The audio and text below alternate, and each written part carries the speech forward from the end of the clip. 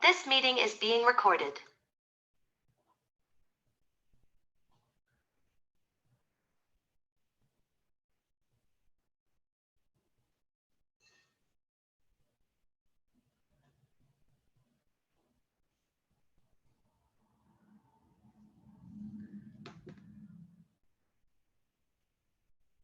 All right, hello everybody, welcome. We're just going to wait a few minutes to let everybody file in. We'll begin the presentation in about 5 minutes.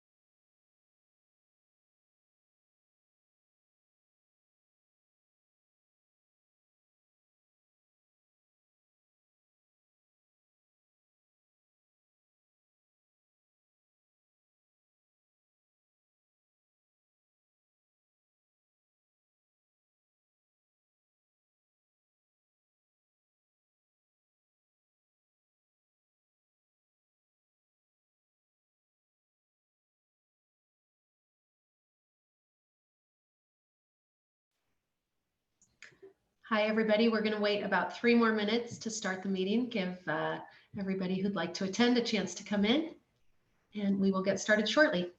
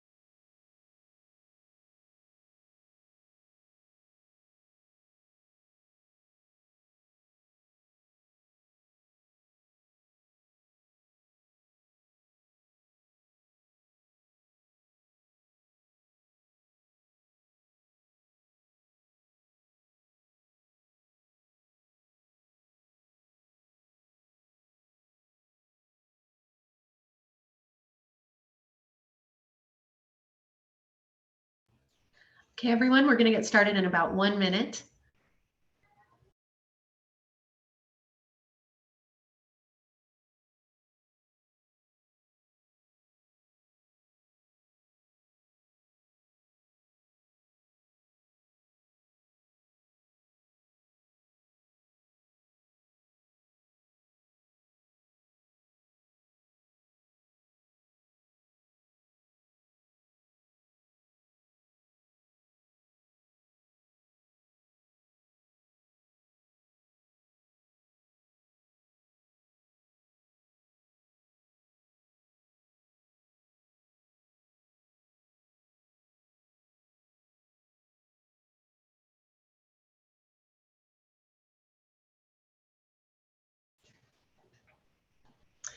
Okay. Hi, everyone. Thank you for joining us tonight. We are very excited to have you here for our North McDowell Boulevard Improvement Project informational meeting. We have Spanish language interpretation available for the meeting tonight, so I'm going to give our interpreter, Mariana, a moment to share with our Spanish-speaking audience how they can access the interpretation. Mariana? Hola, thank you, Jessica. Hola, buenas tardes a todos los que están escuchando esta reunión y desean hacerlo en español. Pueden seleccionar el icono que dice lenguaje y ahí seleccionar el idioma en español que sería de preferencia. Muchas gracias. Thank you, Jessica. Okay, thanks, Mariana. I'm going to send you over to our Spanish channel. Just give me one moment. Okay. All right, and everybody else, as I said, thank you for taking the time out of your evening to join us here tonight. We are going to go through a presentation which will give you an overview of the project and some details. We'll explain ways in which we've engaged the community over a long period of time, months and months, and how we've incorporated that community feedback into the project. And we'll walk through some other important aspects of the project tonight. And then after our presentation will be time for you to share any questions or comments that you have, and city staff will address those as they're able. The way you can share a question or comment is to raise your hand, and then a city staff member will call on you. And so if you hover, we'll give more details about this when the time comes, but just to give you a heads up, if you hover on the bottom of your screen, you'll see a raise hand feature. So you would just click that and we'll call on the raised hands at the end of the presentation. So again, thank you for coming. With that, I'm going to hand it over to Christopher Bolt, our Director of Public Works and Utilities. Thank you very much, Jessica. It's a pleasure to be with all of you this evening. We're delighted to share some exciting news about this very important, what I would call critical and compelling project in our community. It's been, we've been waiting a long time for these improvements, and our team has been working very hard to design a complete streets project that incorporates many elements to make the streets in our community, but also this particular project safer, to incorporate active transportation infrastructure that helps bicycles, pedestrians, and makes things ADA compliant and improves transit access for our bus system. Also, we are incorporating something that you'll learn about this evening called green wave technology with the traffic signal system. So with no further ado, we'll just do some quick introductions before we start sharing, and I'll turn it over to one of our valued partners here, David Parisi. Thanks, Christopher. Good evening, everybody. I'm David Parisi. I'm a North Bay traffic engineer and civil engineer with 35 years of experience planning and designing complete street and safe streets, and very happy to be one of the consultants on this city team. Jen?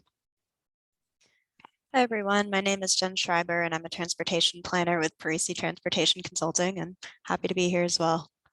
Bjorn? Hi, everyone. My name is Bjorn Griepenberg. I'm a new project manager in Public Works and Utilities with an emphasis on active transportation plans and projects. And I will kick it over to Ken. Great. Thank you very much, Bjorn. So I'm Ken Eichstead, traffic engineer for the city. I've was a founding member of the Marin County Bike Coalition, and I've been biking to school since I was in first grade, and then biked through college and then into the city, San Francisco, for 26 years. I've presented in the advocacy realm, presented to the League of American Bicyclists in Washington, D.C. I've presented at Pro Walk, Pro Bike, and I've also presented to the American Public Works Association on the value and the ways to implement active transportation into our public right-of-way. So I'm super excited to be at the city of Petaluma, and in particular to work on a project that has all the challenges that North McDowell does. And I will just say that as a traffic engineer, I get no shortage of public comment, and on various issues. I'm very passionate about the schools, but it seems like many conversations with the public on the whole realm of in traffic engineering, they end up saying, well, when are you going to fix North McDowell? That's what we're going to talk about tonight. Next, please.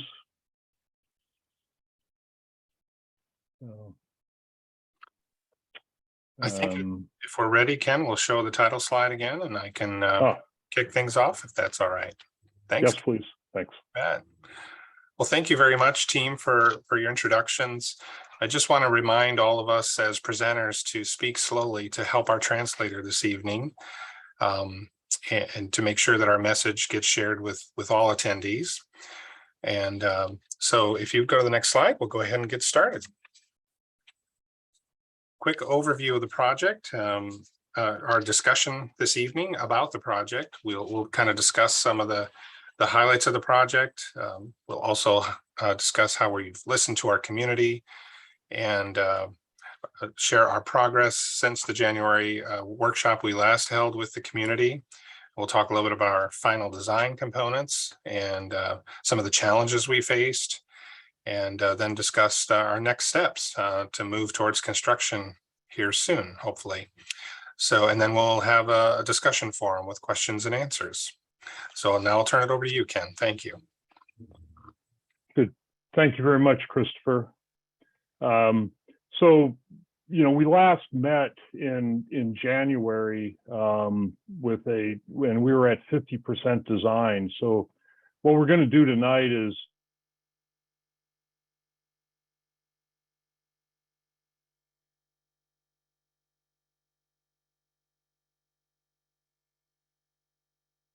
update you on, we met with the Pedestrian Bicycle Advisory Committee in middle of 2021, and then again this year. And we've been to the Tree Commission and done a lot of work on that. There's also been a lot of, very specific engineering work on the utilities to address those, and then also the geotechnical considerations. And there's some real challenges that all affect the project overall, but I feel like we've gone forward with a project that it had initially very, very limited money. We found some additional money, but we've tried to maximize what we can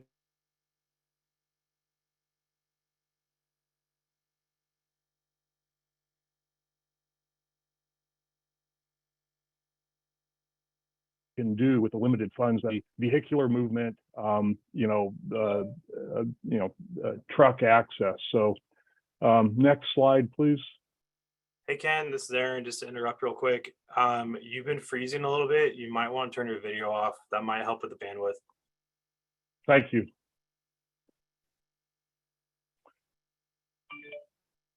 So moving on, next slide, please.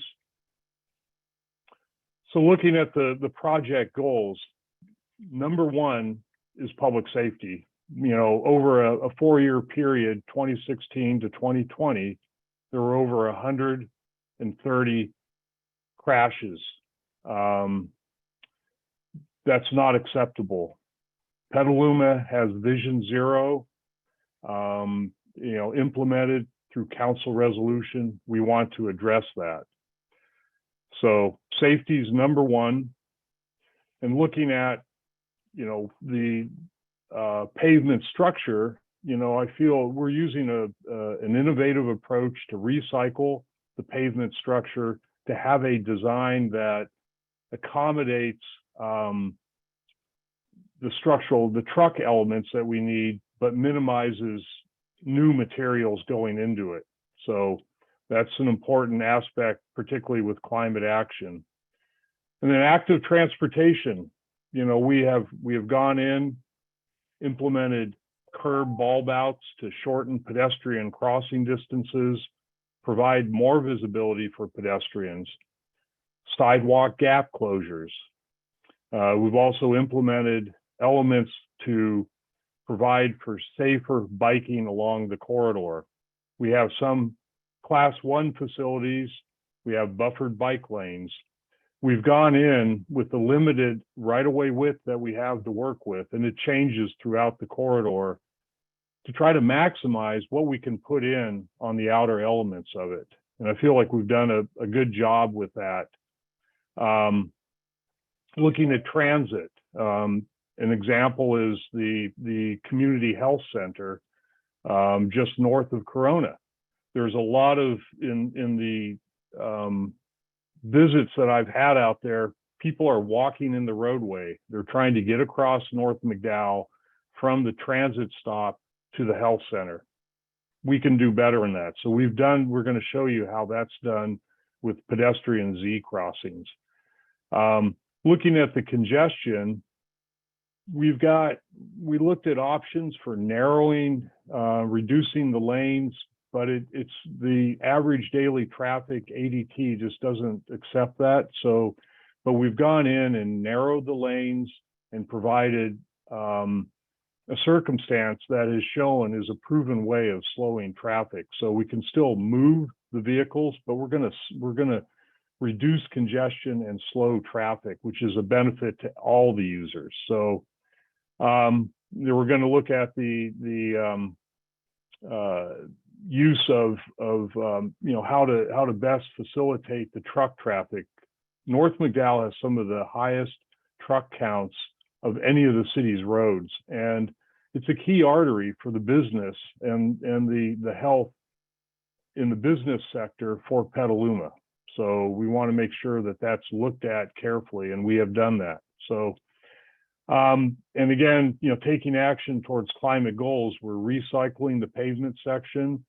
We're increasing the active transportation, so maybe not as many people have to drive here.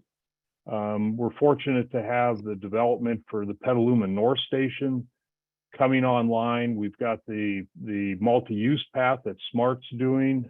They've got one of the crossings there south of Corona that's going to be going in. So it's really a perfect time. This project brings all these different elements together to really enhance this part of the city and frankly, the city overall for everybody. So with that, I'd like to turn it over to David. Before I do that, I want to mention that David Parisi, I've known David Parisi for over 25 years, and he has a wealth of knowledge and is current on all the different ways to enhance the public right-of-way for all the users, in particular active transportation. So I feel fortunate. Parisi Transportation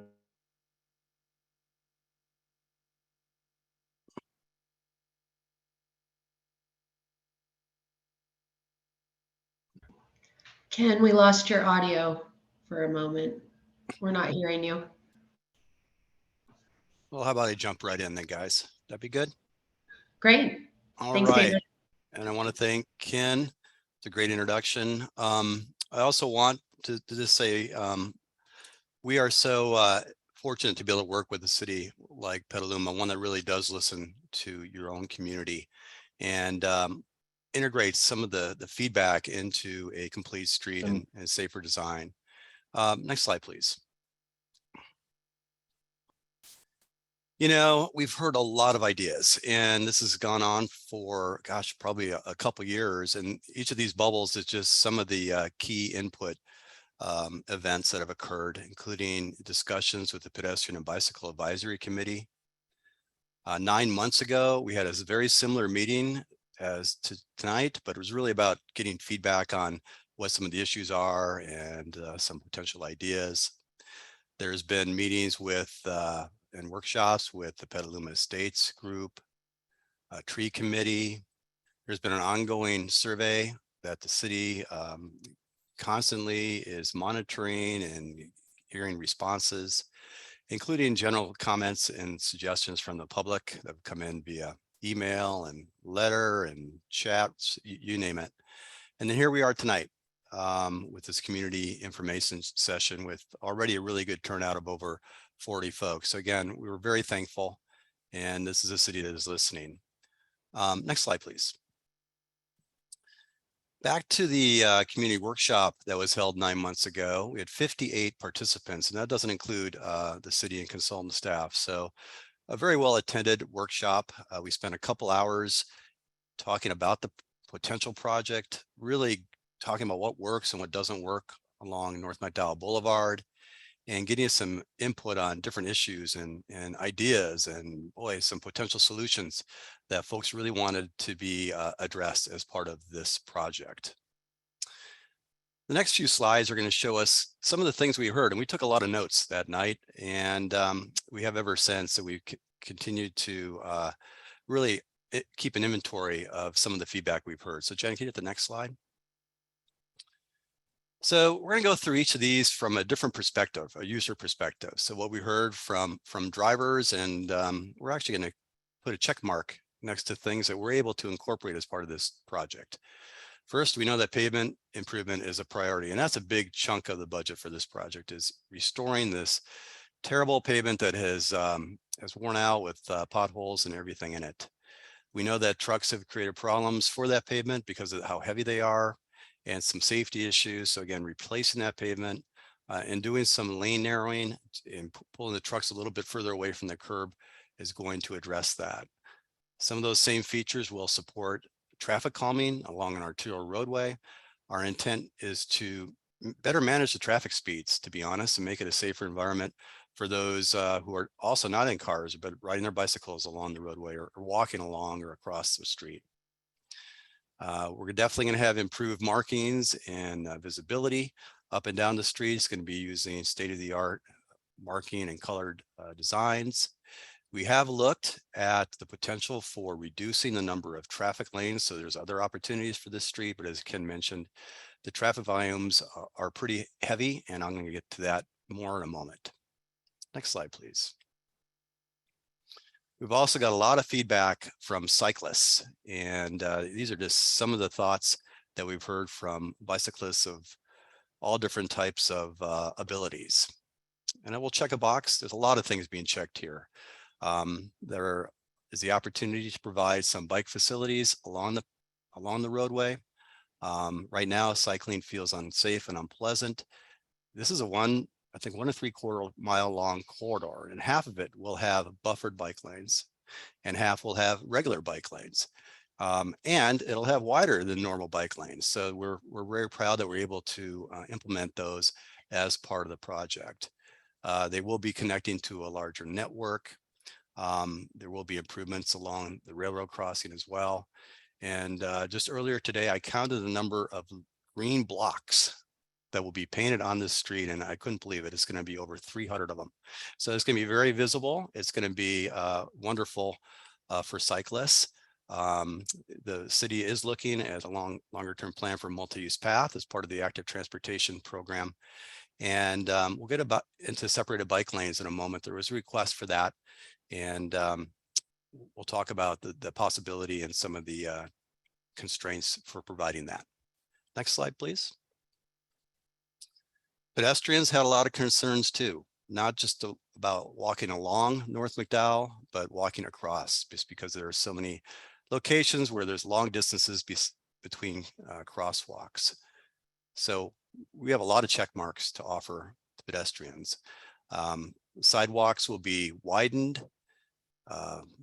Traffic lanes will be pushed out further from the curbs to make pedestrians feel more comfortable walking along the street. There'll be pedestrians, again, will be walking further away from traffic. Sidewalk gaps will be filled. There's a lot of sidewalk gaps along the street where there are no sidewalks. That's pretty exciting. Sidewalk along by the smart crossing will be improved. Tripping hazards will also be fixed. We're also going to be providing a couple mid-block crosswalks that have flashing beacons on them and refuge islands in the middle of the intersection or middle of the street. And we'll show some images of that shortly. Public transit is also some elements or user group that we heard from. And if you hit the next slide there, Jen, you can see we have lots of check marks to offer here too as well. Bus shelters will be improved as part of a supplemental project, as well as canopy trees will be provided. There'll be improvements around the smart station. And of course, overall, as Ken mentioned before, we're looking at a green project. This project is designed to help shift folks and encourage people to be able to walk, cycle, scoot, you name it, take transit along the street. So we're very excited about that as well. Next slide. So there was two elements that some folks really were hoping to see as part of the project that I want to talk about momentarily.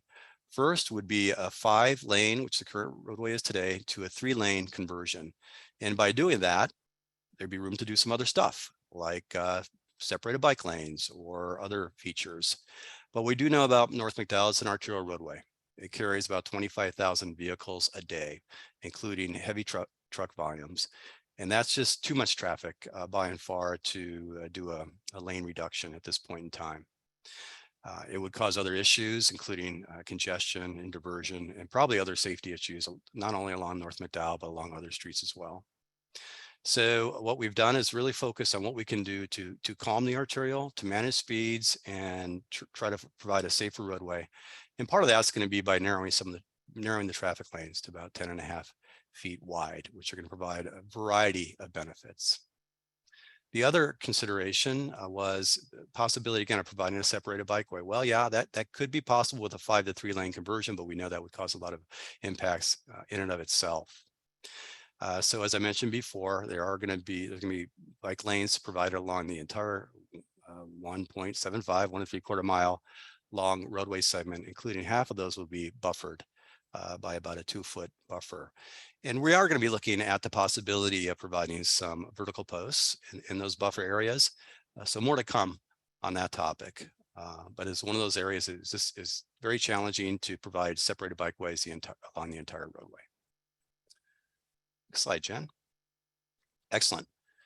So as I mentioned, there's been a lot of progress, a lot of milestones achieved over the last year. Next slide will provide to you some of those things that we've been able to do. Again, a tree survey has been completed.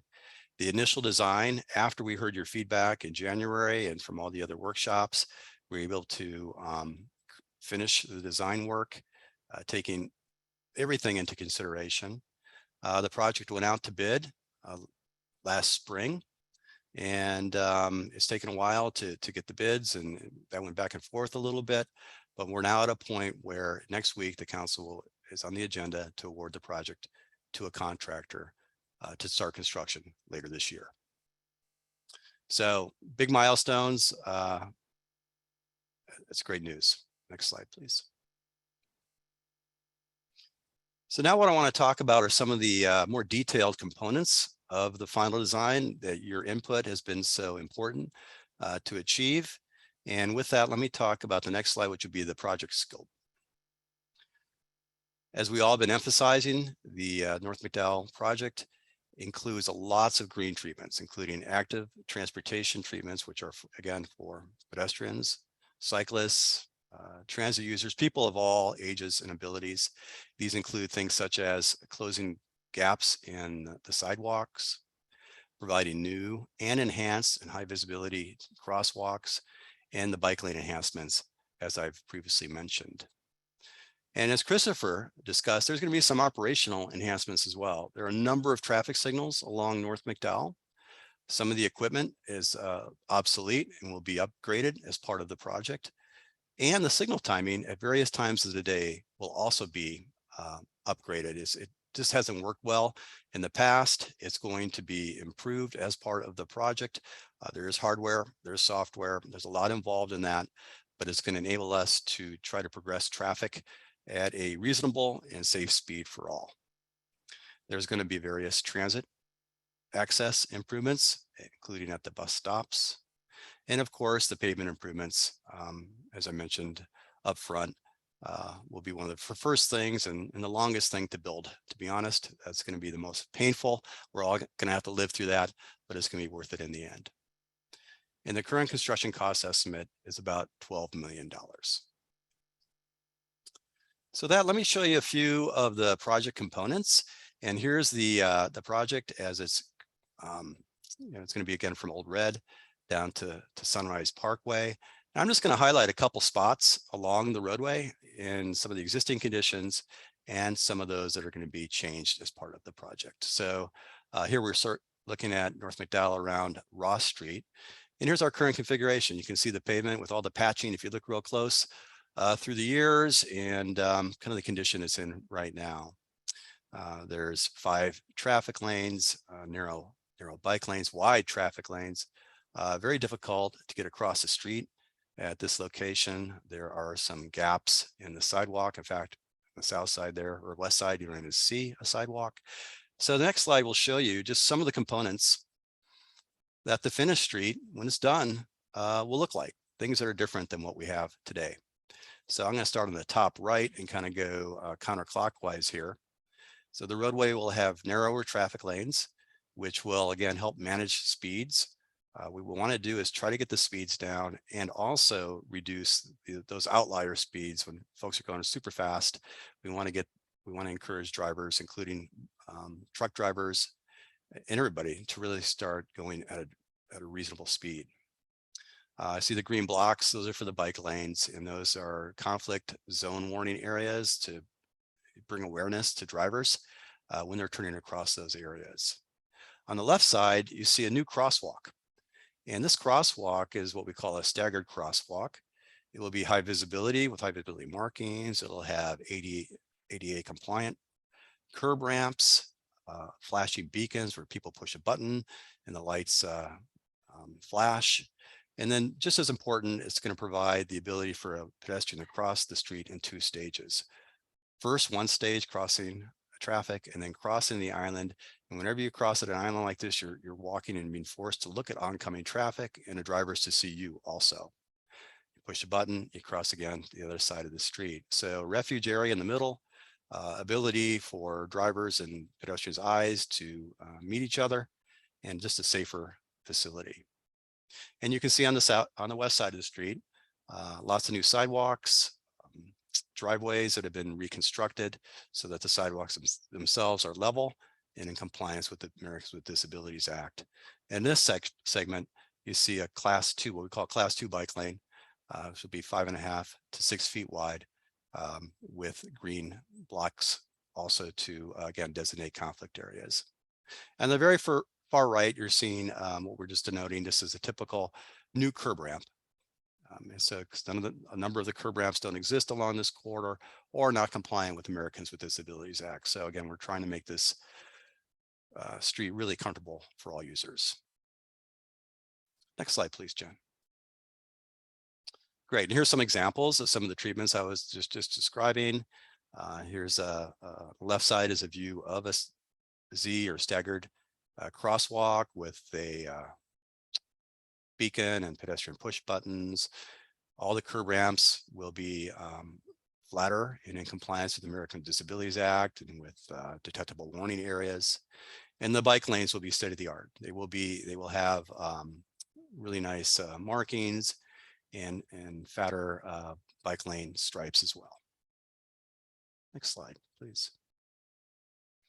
Okay, going a little bit further south on the street near the smart crossing, you'll see that existing conditions on the next slide aren't too different than what I just showed you, except in this case, there is a median, but we have a lot of the same features that exist to the north. In some areas, McDowell's a little wider, and this is one of those areas where we can do a few more things. If you show the next slide, you'll see in this case, we're able to install what we call buffered bike lanes. So these are bike lanes that are actually divided from the right-hand traffic lane by about a 2-foot stripe buffer with diagonal striping within it, providing a little bit more separation from moving vehicles. And as I mentioned before, city will be looking into the possibility of adding in flexible delineators or posts within the buffer area. But some of the other features that we're looking at here include the same things: conflict zone markings, new curb ramps, improved sidewalks, reduction of tripping hazards, and so on. And of course, all new pavement along this street. Next slide. And on the left is a photo of a typical buffered bike lane. In this case, this photo that doesn't show the vertical posts, but again, something we're looking into. Next slide, please, Jen. Excellent. So as I mentioned before, narrow travel lanes have a really well-recorded history of helping to encourage lower speeds for all users. It's really important to try to get our speed differential to be very small, that and have most of the folks going around the same speed as they're driving up and down the street. There are, as mentioned before, a number of traffic signals along the street. the project is including operational improvements at the signals, including communicating and having them talk better amongst themselves so that we can institute what we call a green wave. And that's the ability to manage speeds through the traffic signal timing. So our intent is in both directions to manage speeds at a reasonable limit and try to influence drivers and keep it all at a safer speed. Because if you go along this corridor at 20 miles an hour or at 35, we can serve about the same amount of vehicles. So that is part of the intent of this project, and we're very excited about the technology that has come a long way and some of the elements that will be included as part of the improvement project. I previously also mentioned the installation of beacons. They're actually called rectangular rapid flashing beacons. And there's another photo of staggered Z crossing, which is going to be implemented at a couple locations along the roadway. Next slide, please. Great. Well, that's just a quick snapshot of some of the elements that are being included as part of the project. And I'm just going to turn it over to Christopher to talk about some of the next steps. Thank you, David. So as you can see in this graphic, the gold star shows where we are today. Design has been completed, and we're now moving into the construction phase pending City Council's potential award of the contract. We do have the bids in hand. So community engagement is critically important to us, and I just wanted to highlight that we've tried very hard to incorporate, as David described, all of the community feedback that we possibly could into the project. Next slide, please. So what is included in the construction contract? Roadwork, curb ramps, sidewalk gap closures between Old Redwood Highway and the smart tracks, signal interconnect, additional sidewalk gap closures between Old Red Highway and the smart tracks, and improvements between smart tracks and Sunrise Parkway. The way that we structured the bids allowed us some flexibility depending on what kind of bid pricing we would see. There was an original vision to have two phases, do one half of the project this year and another half of the project in the future pending grant funding. But we wanted to just put our toe in the water and see what kind of bids we would get, and we were very pleased with the results. So our hope is to award the entire project and minimize disturbance in the future so that we can complete the project by next fall. Next slide, please. So our next steps include the October 3rd council meeting, Monday night, hopefully to approve the construction contract as recommended by staff. Construction will start in late 2022 here, hopefully. We are already talking with our apparent low bidder about their potential schedule, and all indications are they can begin, and they're anxious to start. Completion is expected to occur late summer and into the fall of 2023 with final items. And we definitely want to, like I said earlier, continue our outreach efforts with progress updates throughout construction. We want to have an ongoing dialogue because of the number of businesses, organizations, residents that use this as a commuting roadway and so forth. We want to make sure we keep our community up to date throughout construction. So there will be some regular meetings and postings on our website. Next slide. And I'll turn it over to Bjorn to help explain how you can stay informed. Great. Thank you very much, Christopher. So as shown here, there are several ways that you can follow our progress on this and other projects. For updates about this project specifically, you'll want to go to that top URL there, cityofpetaluma.org/North McDowell, and you can actually sign up for updates on that page. If you represent a business or organization along North McDowell, please shoot us an email at northmcdowell@cityofpetaluma.org and let us know who we should contact from your business or organization with construction updates. And over to the right there, we have several different ways that you can follow all of the great work that the city's doing through Facebook, Nextdoor, Twitter, and Instagram. Next slide, please. So we have now reached the Q&A portion of the meeting. And so actually, go ahead and go to the next slide, please. So we're happy to field your questions and comments. We ask that you please raise your hand to get in line, and we'll do our best to call on everyone. If you would like to, so like I said, if you'd like to make a comment, raise your hand. There's a little hand icon at the bottom of your screen, or if you're joining us by phone, you can press *9, and that will hopefully we'll be able to unmute you.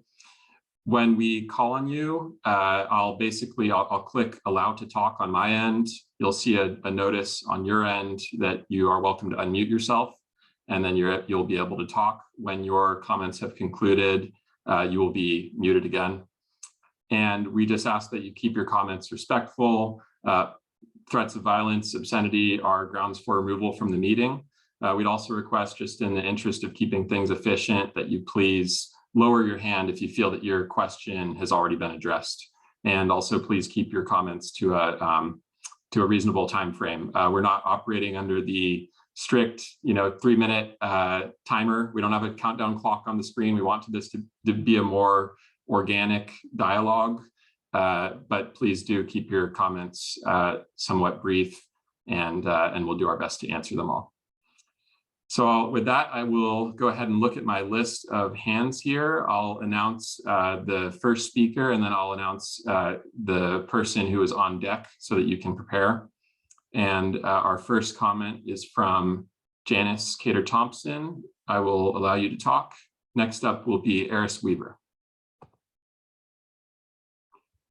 Janice, you should be able to speak. Yeah, okay, great. I just have a few comments. It's really great that we're starting to see progress on McDowell, but I have a few questions. What about the Corona intersection itself? And where are sidewalks actually going to be from there, like to the post office? So I don't really understand. I'd like to see where the sidewalks are. They are both on the east and the west side. And what about the health center, the crosswalk at the health center? Is that still going to be there, or are we just eliminating that one for the one up north a little bit? And then the other thing is, getting in and out of Youngstown and the Petaluma Estates is terribly dangerous. And people actually take a right-hand turn to get out, and then they do a U-turn at the rail tracks. And that's pretty unsafe. And another thing is, there's so many trucks that get off at McDowell that are actually going north of Corona Road. When is the city going to be looking at a truck route? Because those trucks are just damaging the road. And it would be, and not to mention the noise and everything else that goes along with those trucks. And is that being considered? And I guess that's it. And thank you. I'm looking forward to this project being approved and moving forward, but I'd like to know a little bit more details about the sidewalks and what's happening at Corona Road. And I just want to say, I met a woman at Corona Road the other day at that intersection, and she doesn't drive, so she had to walk down from the business to down South McDowell, cross the street, and then there's no sidewalk to get to the post office. So sidewalks, I would really like to hear more about that. Thank you. Oops. Great. Thank you, Janice. I'm going to mute you now. So we had, I caught 4 questions there, with the first being the status of sidewalks near the Corona Road intersection, in particular Corona to the post office. Ken, do you want to take that? Yeah, I'm going to go ahead and take that, Bjorn. Thank you, Janice. I'm going to turn off my video just to preserve bandwidth, and I apologize if there was anything you didn't hear previously. The Corona Road intersection, the sidewalks, the crossing, the curb ramps, all that, it's going to be installed on all 4 sides. So you will have access to move through that intersection fully as a pedestrian. So I was particularly proud of that because there was definitely some geometric issues on that. And I'm going to go through your questions, and then David may want to append to that. Thank you for bringing up the drawing there. The health center, as I'd mentioned, was something that I was particularly passionate about, just seeing people taking transit to get to a health center and not having a safe access. So we are going to have the sidewalks on both sides at the health center, and we're going to have a Z crossing down there, or a staggered crossing, as David mentioned. And that'll include a pedestrian refuge island in there, and it will be a rectangular rapid flashing beacon, RRFB. The Youngstown left turn there is dangerous. It's I met with Youngstown, and I've gone out of there both as a pedestrian, as a bicyclist, in a car, and it's a challenge. There is a middle turning lane in there that will be there. We are also, I'm going to have David talk about that particular element there, because he's got, I think, some good information on it. And then with regard to the truck traffic, the roadway is being designed for the truck traffic, and that's obviously been a problem, as well as just the maintenance in the long term. But we are designing that roadway to handle the truck traffic. Again, it's a vital part of the commerce in the city, and we want to make sure that it is accommodated. So David, do you have anything to add with regard to that? Sure. Let me bring up Jen, about the plan sheet ST7, which is our 41, and make sure I got the right spot. And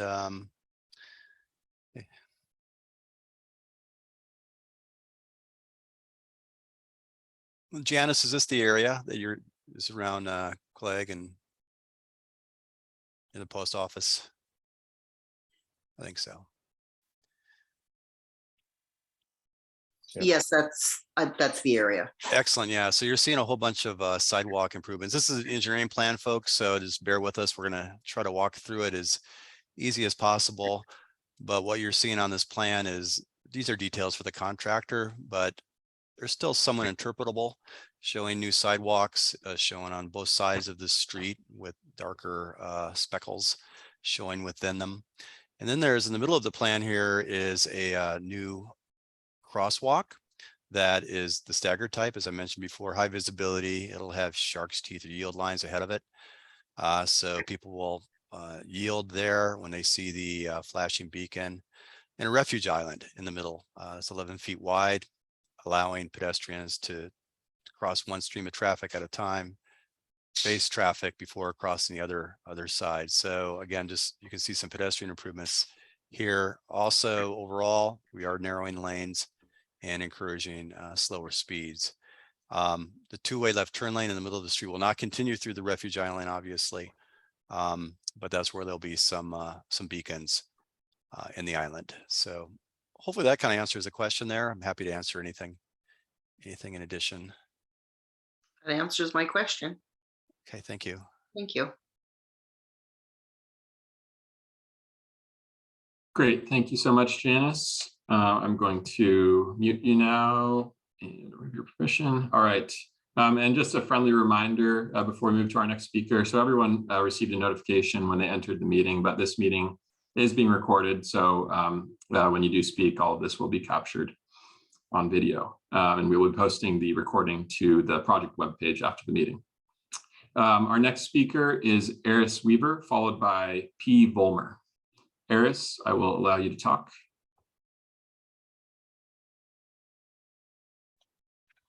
Thank you. I'm Eris Weaver, Executive Director of the Sonoma County Bicycle Coalition. I have some questions and some comments. First of all, the good stuff looks like this is going to vastly improve the pedestrian experience along this stretch, and of course, fixing the paving will improve the experience for any of us who are transiting it on wheels of any sort.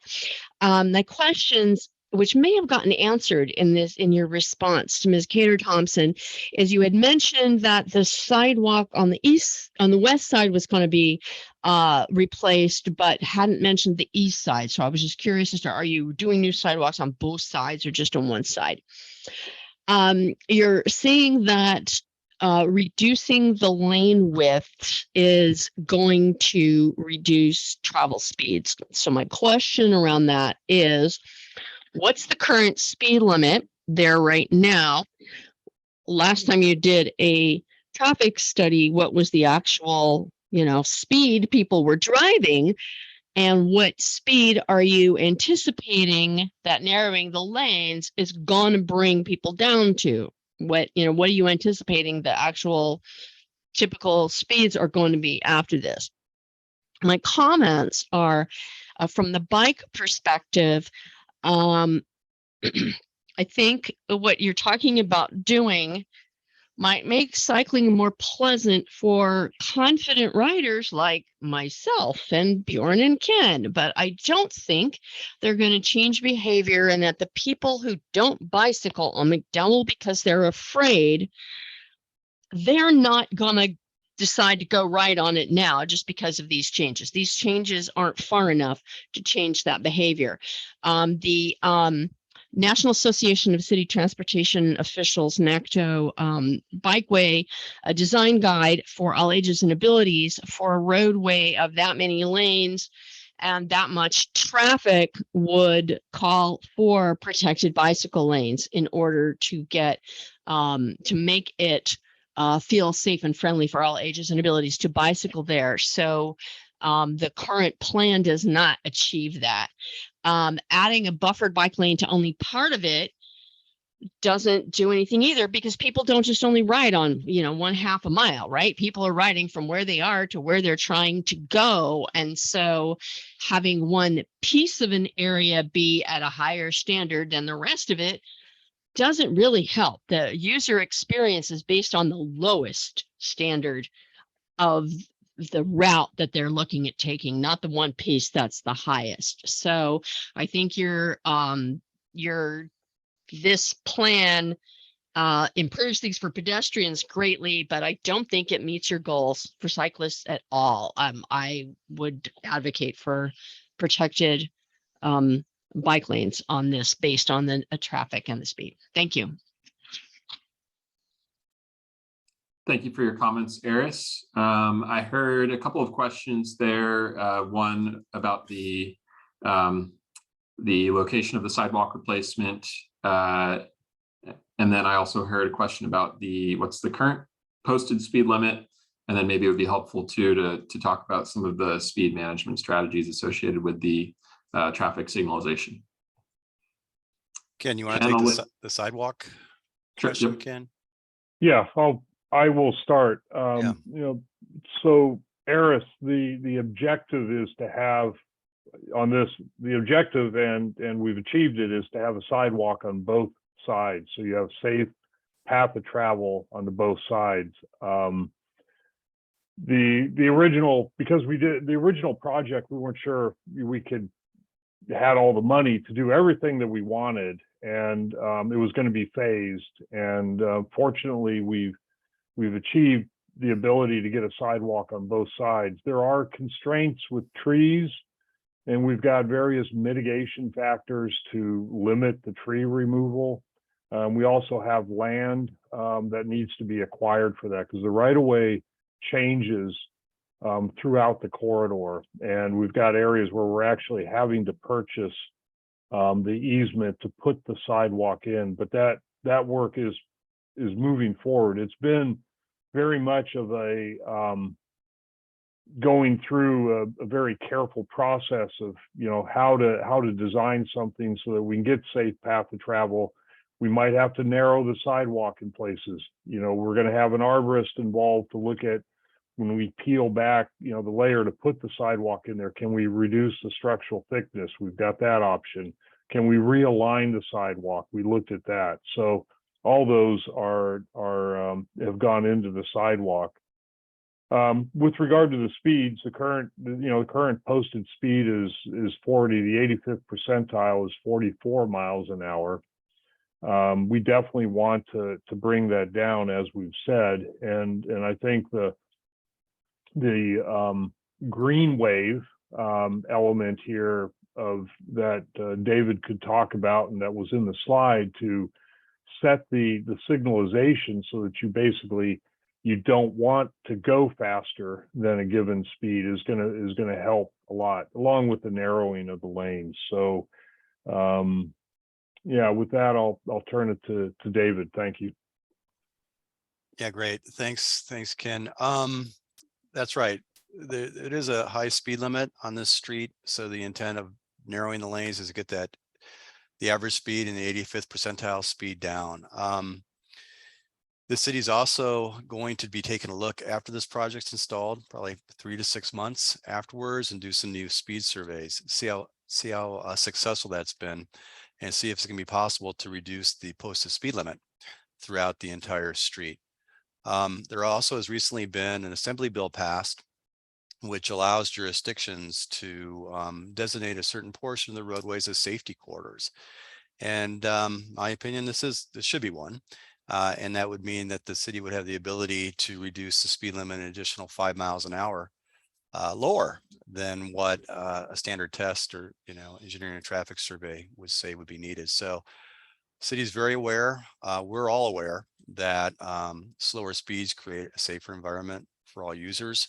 So that's the intent. We do know that we do feel that the narrower lanes and also the operational enhancements through the traffic lights by providing a green wave that is influencing how fast people can go between signals will help, and there'll be quite a bit of fine tuning to make that work, but that's certainly the objective. And I talked previously about the bikeways, and we'd love it. It'd be awesome if we could provide protected bike lanes along this entire corridor. It's just not possible this time because of the just the heavy traffic volumes and number of trucks. The vehicles cannot be accommodated with fewer lanes without excessive congestion, diversion, possibly safety impacts, not only along this corridor, but other streets as well. So Christopher, is there something that you want to add as well to that? Yeah, I just wanted to highlight the diversion element. In my experience of 30 years in engineering, sometimes when we restrict too much on arterials, traffic and trucks divert, and they wind up going through neighborhoods, and that creates a whole new slew of safety problems and issues. So it is imperative that we do our best to accommodate the traffic patterns as an arterial, but it is very challenging here. So on the green wave technology, I just wanted to highlight too that we plan to introduce some educational signage, something like go with the wave, stay the speed limit, go slow and get through kind of, we have yet to develop the messaging and what kind of signage it would be, but the whole point is to encourage drivers to stick to the speed limit, and they will find that they'll flow right through. Go too fast, you're going to hit a red. And some of that conditioning for habitual drivers on this road will happen naturally, but we definitely want to get messaging out so people understand that. And secondly, signage about, protecting pedestrians and cyclists throughout the corridor is very important. Passing with at least a 3-foot margin and so forth. We've talked and we want to definitely incorporate those. And I just want to reiterate what was mentioned earlier, and that is we want to explore pylons or the flexible bollards to install to create somewhat of a barrier along the road that can also enhance traffic calming. And I think too, David, you mentioned it earlier, but it was sort of, maybe people didn't catch, you mentioned the fatter line, the fatter striping that we are going to do on the edge of the bike lane. It's not your 4-inch, right? It's a 6, or is it fatter than that even? No, it's 6 inches wide. Yeah, It's so, good so to all stripes are going to be better. So that creates a little extra margin and a little better psychological effect for traffic calming. And we've talked before about a 3 to 4 mile per hour reduction because of the 10.5-foot lanes. Is that what you expect, David, to see generally? Yeah, I think with that plus the green wave technology, and again, we're going to be, the signals are very, very complicated, but as Christopher mentioned, there'll be new signal interconnects. So these signals that are out there can talk amongst themselves better. We can program them different times of the day for different traffic flows. But when I talk about green wave, it's not necessarily making everybody get through the lights at the speed limit. It's actually gonna be lower than the speed limit. So our intent will be to find that perfect, that perfect point, the balancing point of what speed makes sense to progress in both directions. It will be lower. The lights will be timed to be lower than the speed limit. Great, thank you all. Hopefully, Eris, that addresses your questions. Next up, we have P. Volmer, and then followed by P. Volmer, we will have Nancy Mosk. P. Volmer, I am allowing you to talk.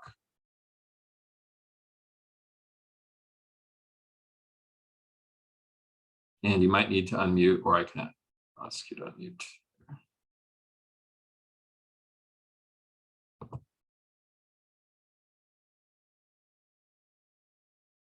Sorry, if you are speaking, just so you know, you are still muted.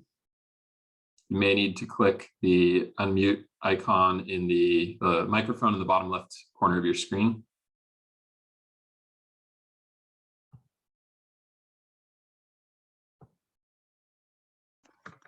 There we go. Got it? Got it. Okay.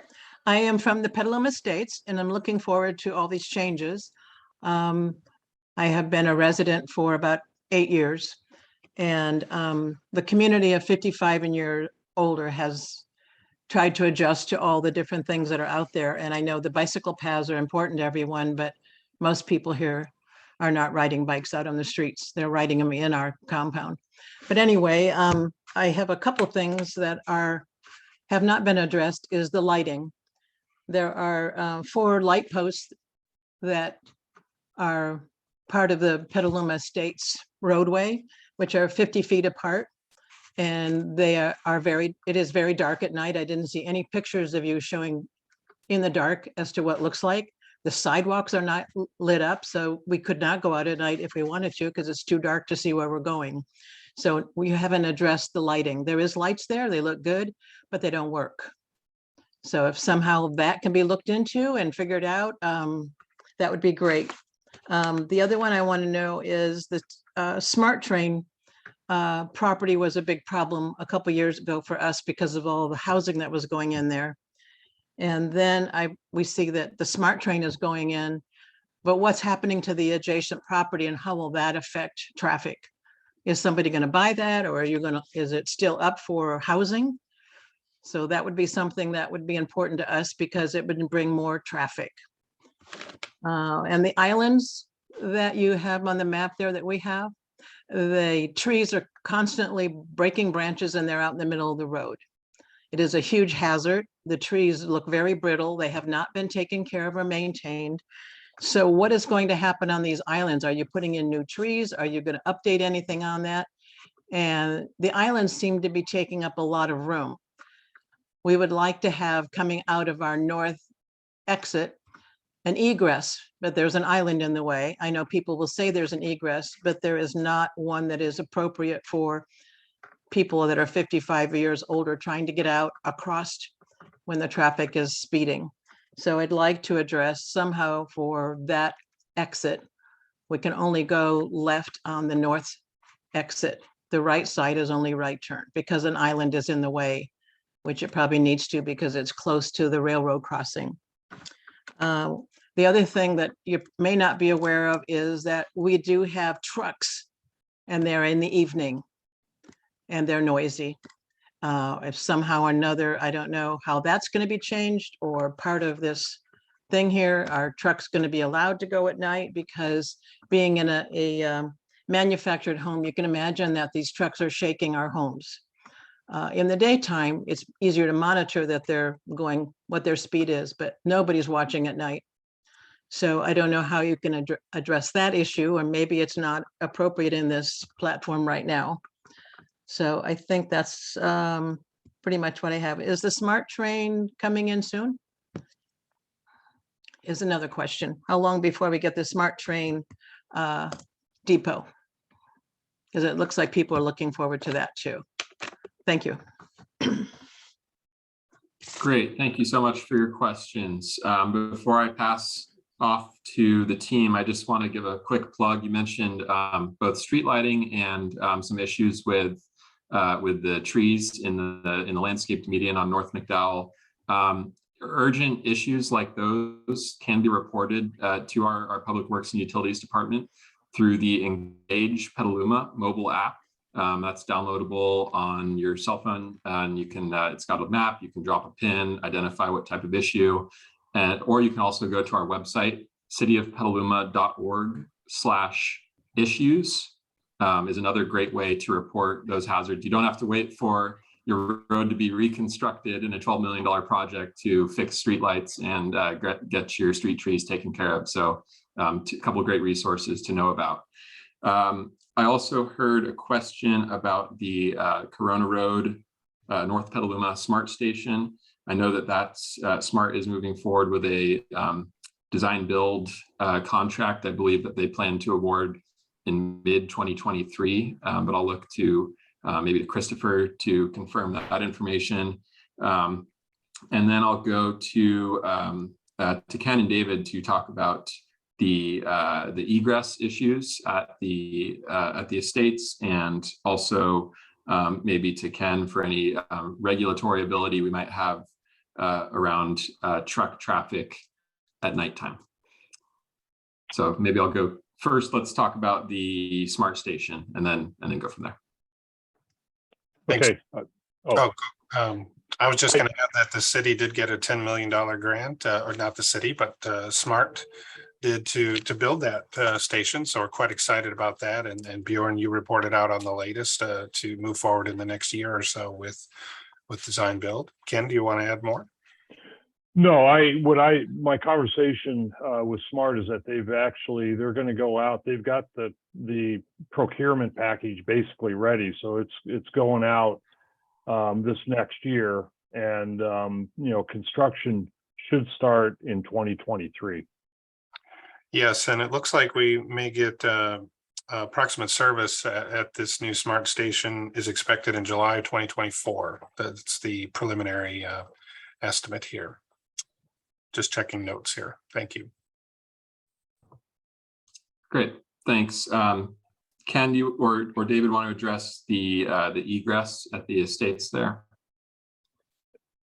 Yeah, so this is, I believe, this is the egress. It's at Michael Drive, and there is, the ingress has got the left turn lane northbound on McDowell. The egress from Michael, we are putting in a painted island there that will go in, that could be a refuge.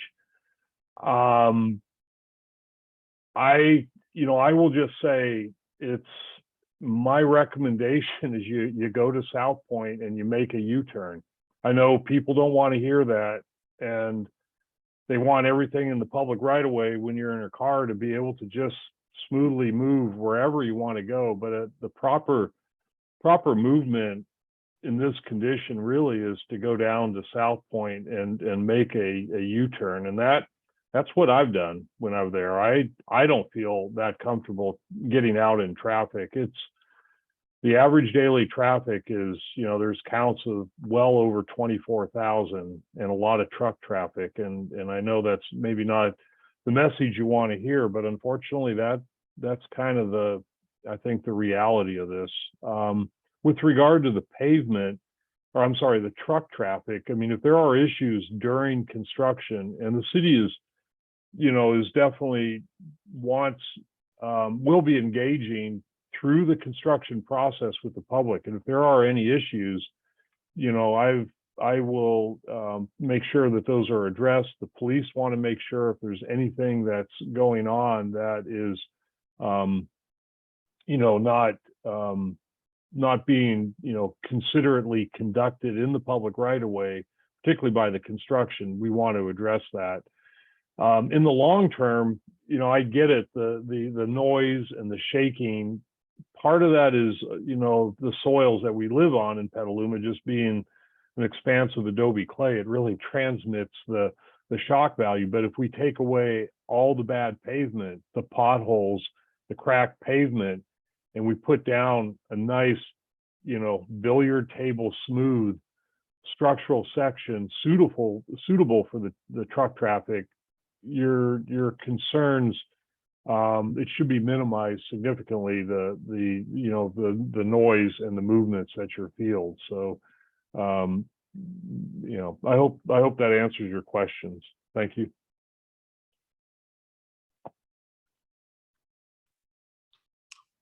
Thank you, Ken. Let's see here. Sorry, I just got to operate the switchboard here. Alrighty, next up, we have Nancy Mosk, followed by Ben Peters. Nancy, I'm going to allow you to talk.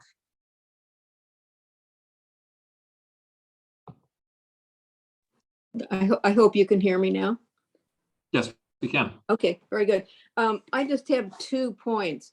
One is you've had quite a bit of discussion about a buffer lane or refuge lane for turning left from Youngstown at Michael Street, but at Petaluma Estates, I just want to clarify that you will do something for people who want to take a left turn out of Petaluma Estates and head north.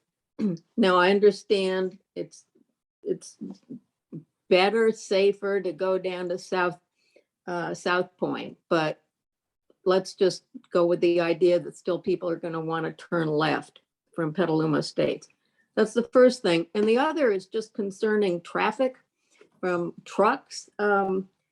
Is there, I don't know, is there anything the city can do to contact companies like Lagunitas and Federal Express and the Postal Service that their large trucks must go north and get on the freeway from there instead of heading up and down between Corona and Washington? I hope that question made sense. Great. Yeah, thank you, Nancy. That's I think the third question we received about what can be done to sort of direct the freight routes in particular. And Ken, I don't know if you feel like we have a good answer we can provide tonight, but that's something that if we don't, we certainly we'll look into it. And I think we're hearing loud and clear that if there's an opportunity to move truck traffic to the freeway, that we should be doing that. Yeah, I mean, this is actually a good time to look at that because the general plan is going through a revision. So I do feel, Nancy, that comment, we hear you. Right now, currently, it is a designated truck route, and that process to take a section of it out of that designation is can be done through the general plan. It can also be done outside of it. So I would have to look at that further and but it's right now that's the designation that we have for North McDowell as a designated truck route. Yeah. Thanks, Ken. How about the question about the left turns out of the Petaluma Estates? Yeah, so there's 2 Petaluma ways. And you've got the southern Petaluma Way already has an island. The northern Petaluma Way, we've got a left turn northbound on North McDowell to access Petaluma Way to come into Petaluma Estates. And then we have gone we've extended the striping so that it's designated. We we talked about this and actually met out there. I went there with the city engineer to look at this. So we have, you know, a relatively generous island there of 11.5 feet. And that was intended to be a refuge. The thing that I'm just thinking about is because there's going to be the work that SMART is doing and the crossing of the multi-use path, that there may be some opportunity with their signalization, because that's got to be a stop condition crossing. It's further down is the problem. It's south of that. So I don't know if those things can be kind of tied together. So Nancy, I need to look at this. I can't give you a firm answer on it right now. So. Okay. All righty. Thank you.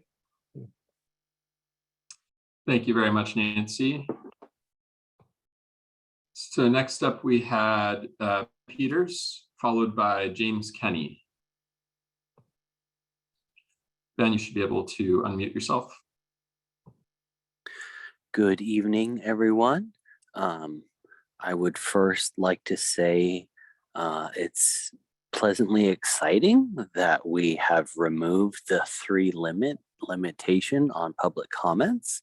Hopefully this is a first of many workshops where this type of public engagement is encouraged. So somewhat exciting, at least in my perspective. A couple observations I would first make, and then some suggestions. So I would first like to give thanks to Janice and Eris and Pat and Nancy and everyone else commenting. You know, thank you for the citizens of Petaluma and just keeping safety as a top priority. I would like to ask either formally or informally that one of the Z crossings be dedicated to Bernard.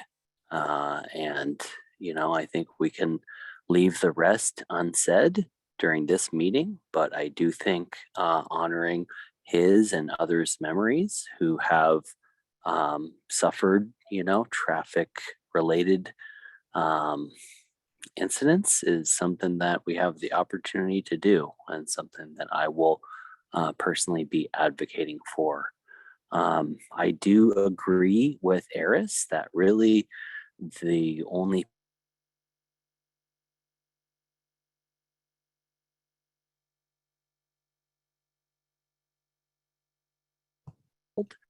however, I do want to say explicitly that the current crossing between Henhouse and Lagunitas and you know, what's considered Maker's Alley is incredibly dangerous. And if my understanding of this project is to remedy that incredibly dangerous condition, then I am in support of it.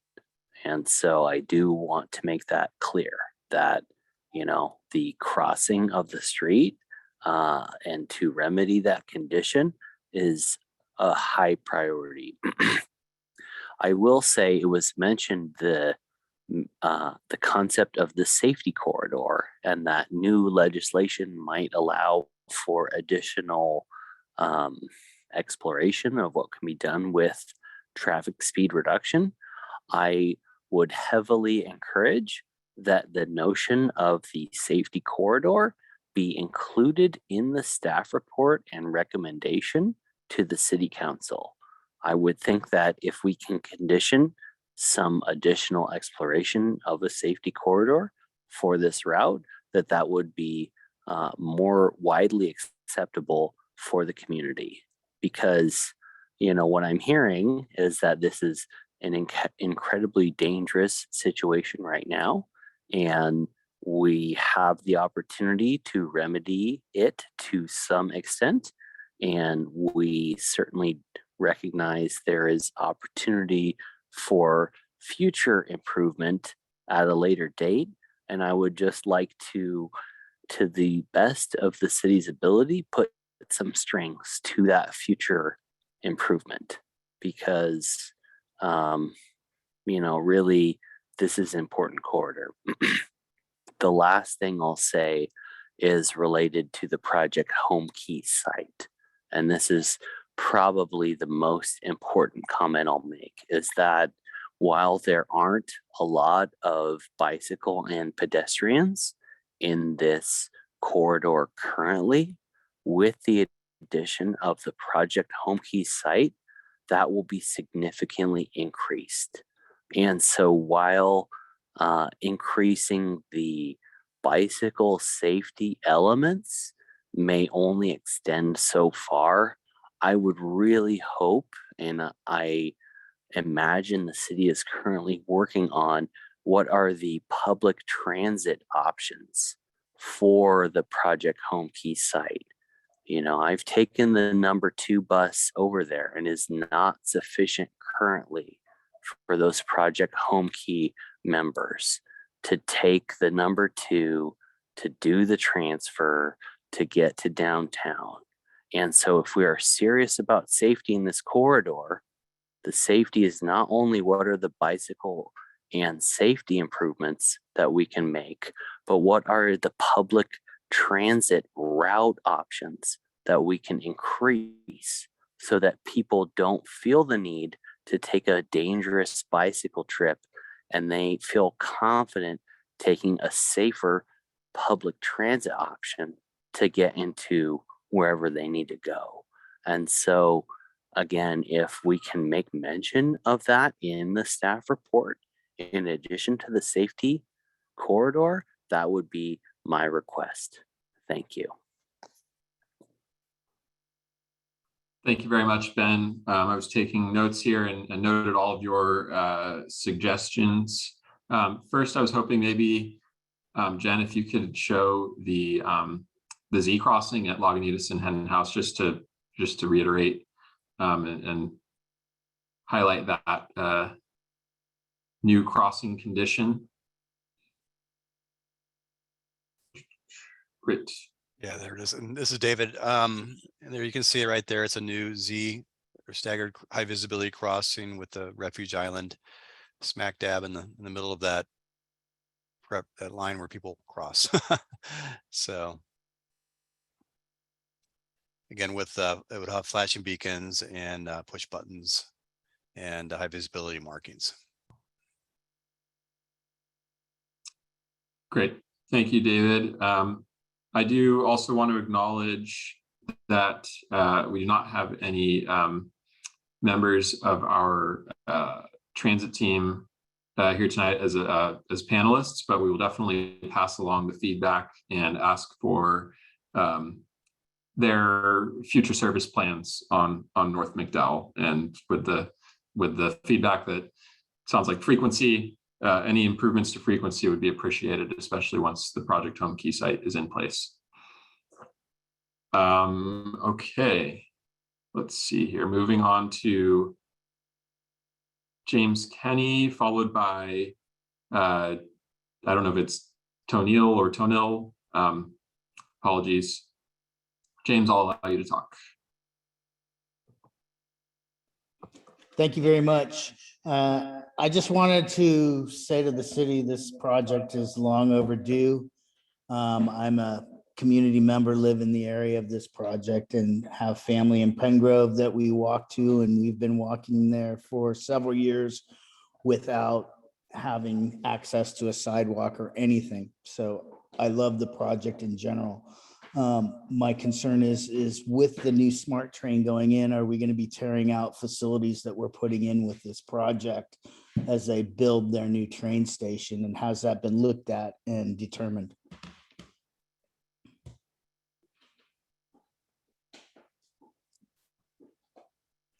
Thank you very much. Ken, are you able to comment on what will happen on the smart site frontage and how these plans tie in together?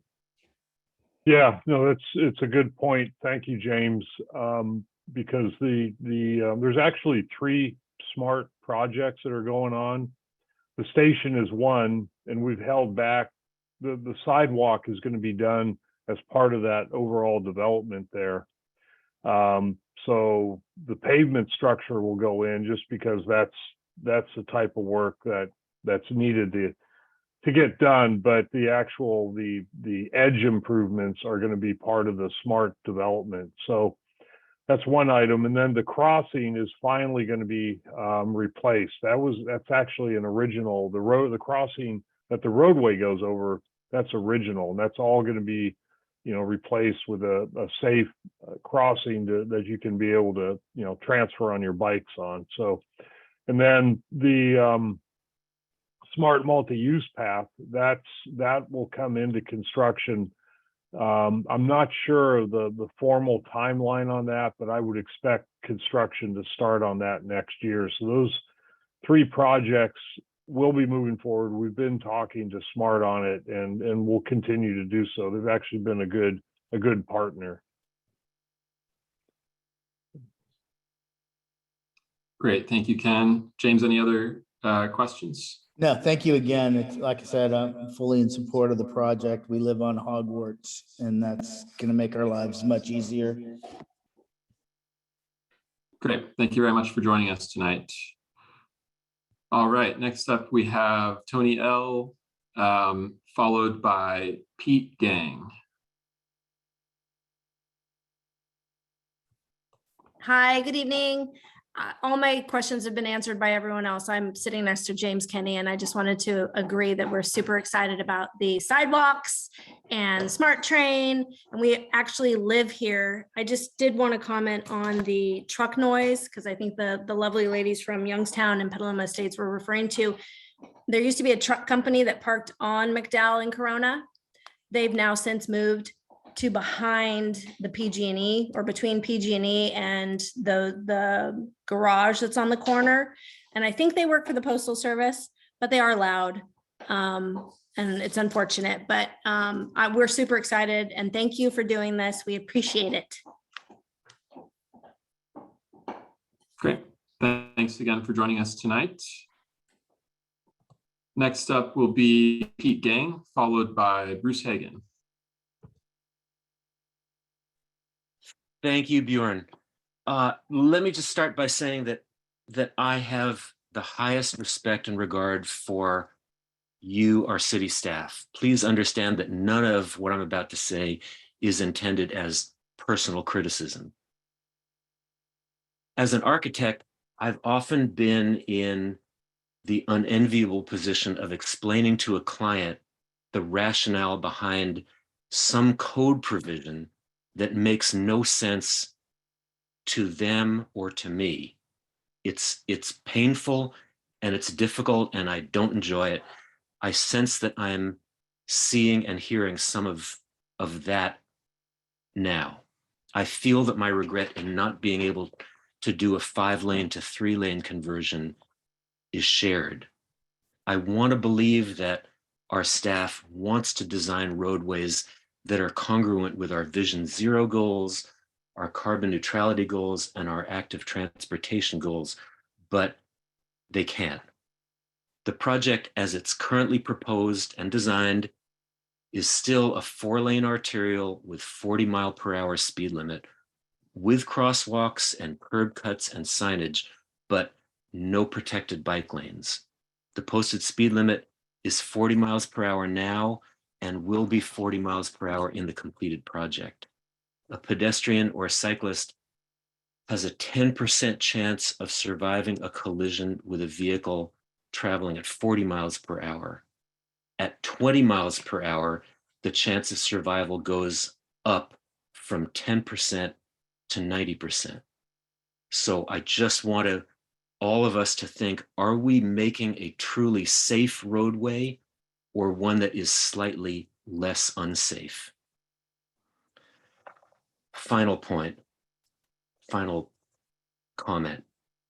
Research done in phone surveys in the 50 largest metro areas in the US found that around 10% of people are confident riding bikes on roadways with or without striped bike lanes. But about half of people all across the country say that they would ride a bike, but they don't feel safe doing so. For that 50% of the population, a striped Class 2 bike lane even a buffered bike lane, is insufficient to get them out of their car and onto a bicycle. I would suggest that we really need to address the need of this 50% of our community. If we're sincere in our commitments to Vision Zero and carbon neutrality and active transportation, we have to be willing to push the boundaries, to question the rules that have brought us to where we are today. I accept with some reluctance that this project will go through as it is now designed, but in the future, we can and must do better. Thank you for listening.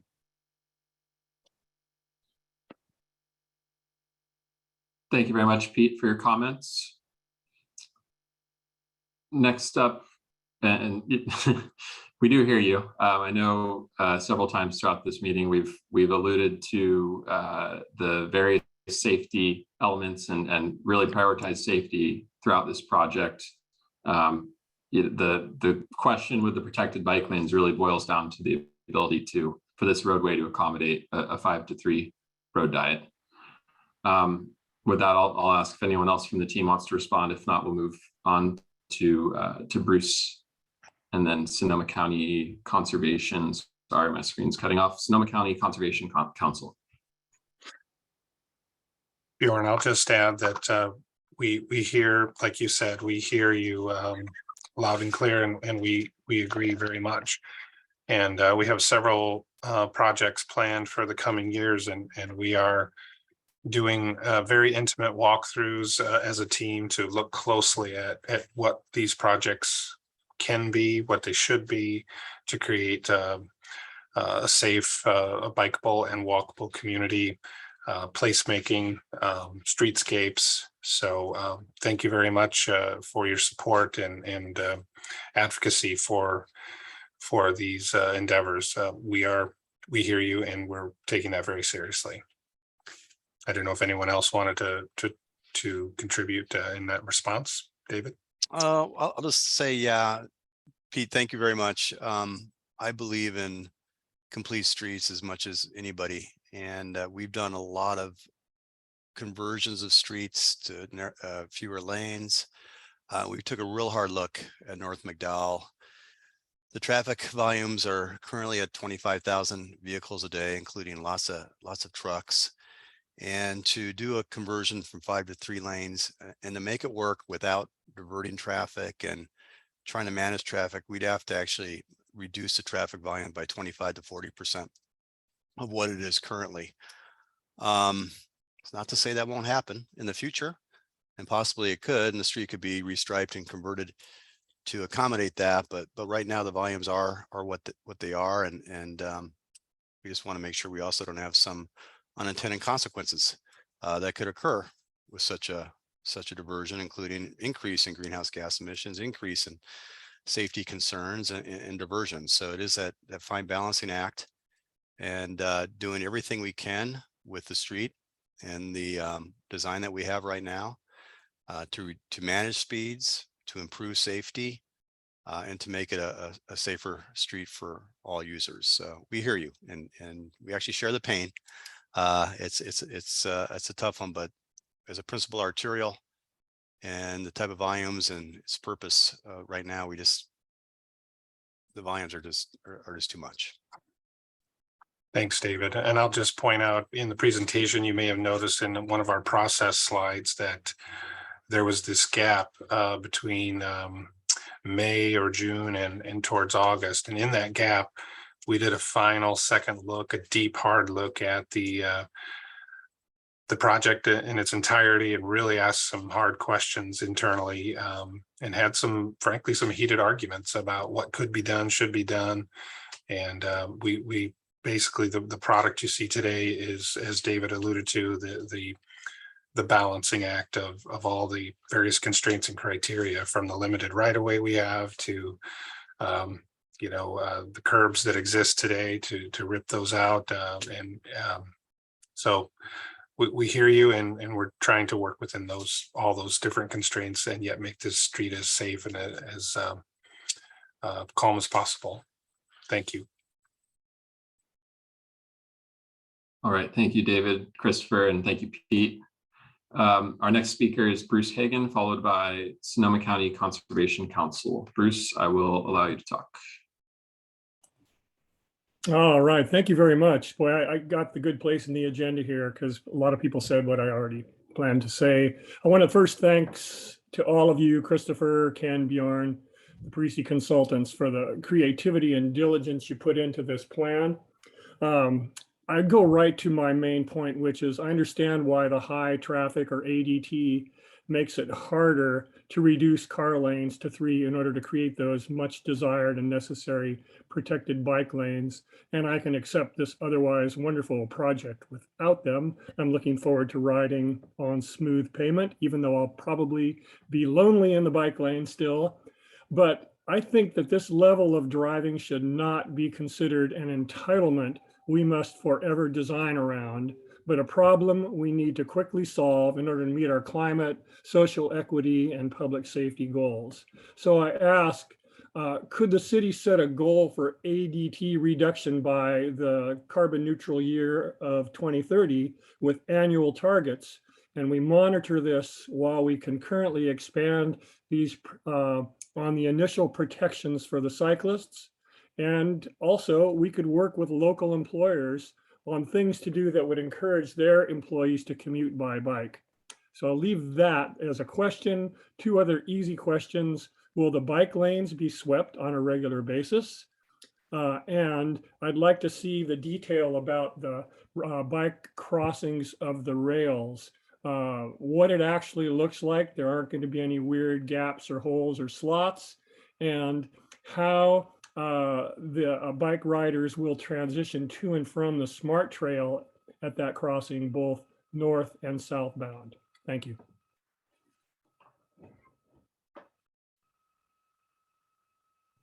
Thanks, Bruce. Sorry, just finishing up my notes there. First, thank you for your comments and good questions. I'll just start with your first suggestion about working with the employers in the area. So our planning department is actually currently looking at what's called a transportation demand management ordinance, which is basically a tool that enables us to work directly with employers and do what we can to limit vehicle trips made by their employees. And so that's done. It's kind of a carrot and stick approach, basically, to push employers, again, to work directly with their employees to limit the number, encourage people or to take transit, walk, bike, and carpool, and conversely to discourage single occupancy driving. So that's in development. I think stay tuned in 2023 for more on that. You had a question about, will the bike lanes be regularly swept? That's absolutely our goal for every bike route, is to regularly sweep those. Recology actually does our street sweeping. I'll just once again plug the Engage Petaluma app or cityofpetaluma.org/issues if you're seeing streets that are that need sweeping, and we'll make sure that those are passed along to Recology. Ken, I'm wondering if you're able to, I don't know if we have a zoom in that we can provide on the the smart crossing to look at the both the way that the class 2 bike lanes will cross the tracks, as well as the future trail crossing that SMART is constructing. Yeah, so ST13 has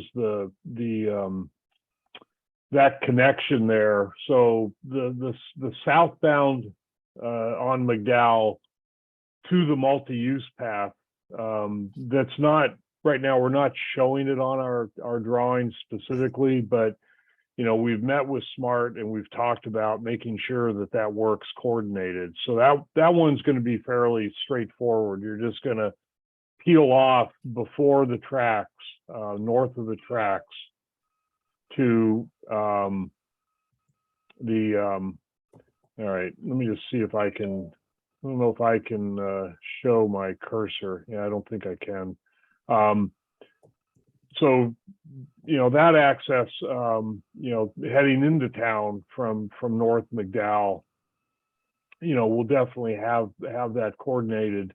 The going northbound on North McDowell from South Point to get on the multi-use path, you'll do that, just south of the tracks, and there will be, a curb cut there to allow that direct access onto the multi-use path.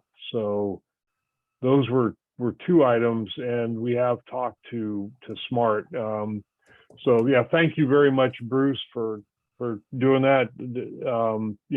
Like West Ridge, we're going to make sure that there's something that's done there for, good accessibility off the roadway. There was also a question, I think, on the drain inlets, and those will be bike friendly.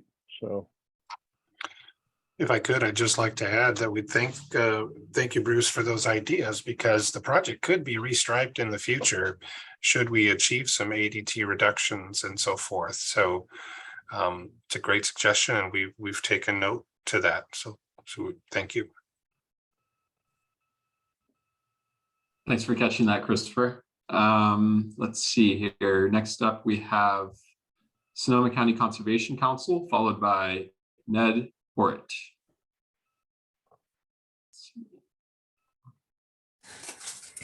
Hi, it's Susan Kirks. I actually am using a platform that I was using for an interview earlier this evening, so that's why that appears that way.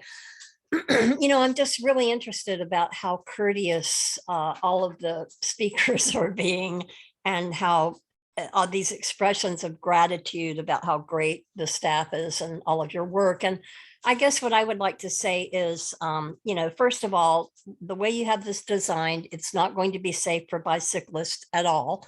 I would never encourage anyone on a bicycle to ride on McDowell Boulevard with this new configuration or otherwise. The protected bike lanes and really putting up barriers to prevent vehicle strikes and killing bicyclists would be the only way on this boulevard to make any difference at all. And I definitely agree with Bruce's comments about how you're designing this to accommodate the level of traffic. It's 2022. 2030 is only 8 years away. And, even though you're saying that these narrow lanes are going to promote safety, I definitely do not see that, especially with large truck traffic. But at the same time, the truck transportation industry is going to be changing.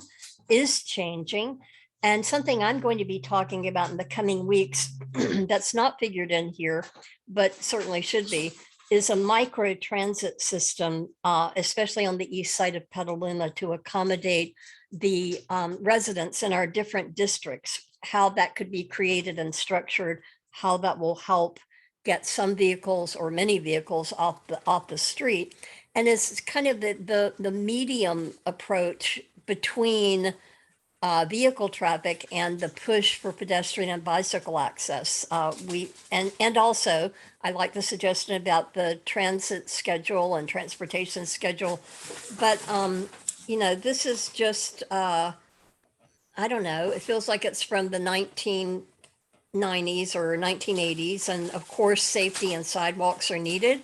But the time is now. It's 2022. 2030 is 8 years away. And I definitely think that whatever the Safe Streets Petaluma group had recommended, that is what the Public Works Department should be actually creating here. I imagine this project is going forward. I guess the current city council is going to approve it. But personally, I find it very disappointing. And again, it definitely is not going to be safe for any bicyclist, and probably going to promote more vehicle side swiping and strikes because of the way people drive. So thank you for accepting my comments. Susan, thanks for your comments. You did reference at the end there, side swiping. There's a tongue twister. And I know that's something we haven't talked about. We alluded to it a few times but the impact of narrower lane widths.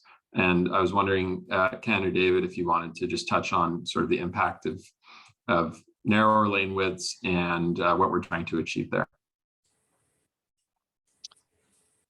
Sure. Yeah. Yeah. Go ahead, David. You're better. So no problem. There's no doubt that narrower lane widths provide a visual inclination for drivers of trucks and vehicles to slow down. In fact, we were talking to a couple of fellows yesterday morning about that. One who was actually driving a box truck, and he felt that same that influence. It was sounded kind of surprised about just how much he reduced his own speed.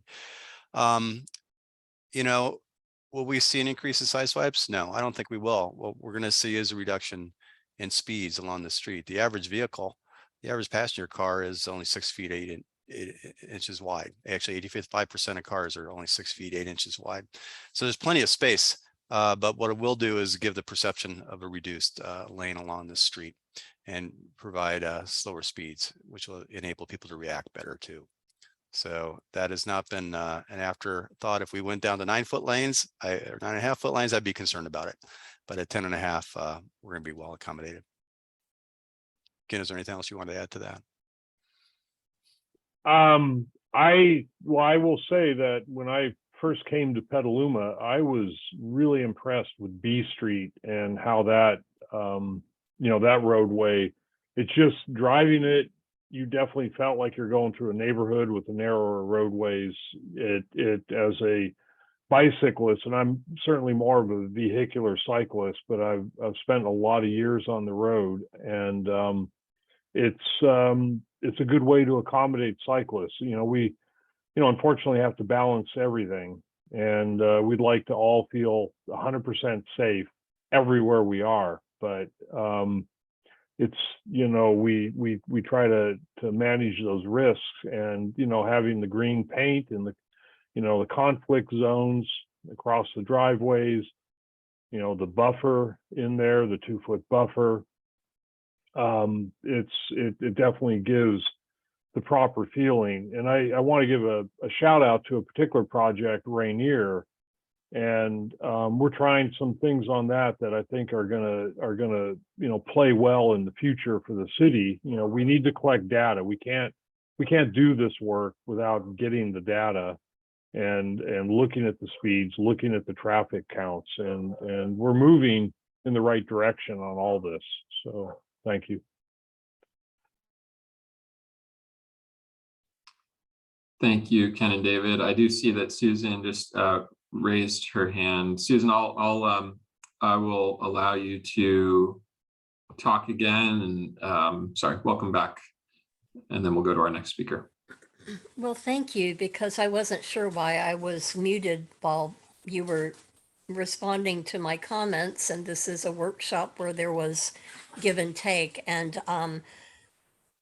so I would just like to share with you that instincts also are valuable, especially when you're listening to members of the public. And, just looking at this, there's no question at all. It's not going to be safe for bicyclists. That's it. I mean, I would never ride a bicycle on McDowell Boulevard now or with this configuration.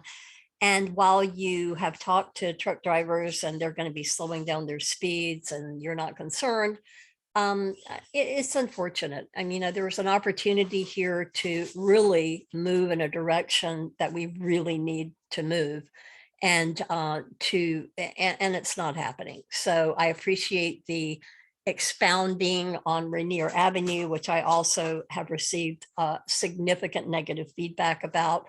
And, I'm just one of those people participating tonight who's letting you know that I'm disappointed, and I just don't, I especially for the bicycling part, I mean, forget it. It is just not going to be safe. So thank you for allowing me to be unmuted again and participate as others had done. I will mute myself now. Thank you. And sorry, Susan, I apologize for that. I did not mean to send any sort of message. That's why I let you right back in. My apologies. Next up is Ned Orrit, followed by Dwayne. All right, Ned, you should be able to unmute yourself. Yeah, good evening, and thank all of you for your patience and endurance on, on this, all the work that's come before. I've appreciated hearing the rollout of the decision-making as you went along, now up to the point of bids received already. I guess what I want to share is in our work to set up our climate, work with the council to set up our climate plan. We realize what a transformational step this is for a city to really take on the climate commitment seriously. And now as long as we get into the details, it's a transformational effort. It's going to require transformation of our entire city team and citizens too. It's such a huge pivot we've got to make from our old way of the 1950s, the car-centric, all that, to something that will allow humans and the rest of our relatives on this earth to survive going forward. It's a very serious thing. And from what I'm hearing, I know you feel that as well. So I'm just looking for ways we can support each other to come up with really creative moves to allow this transformation that is so needed to happen. It's something we've got to figure out. And it's not just from books on the shelves, from AASHTO or wherever.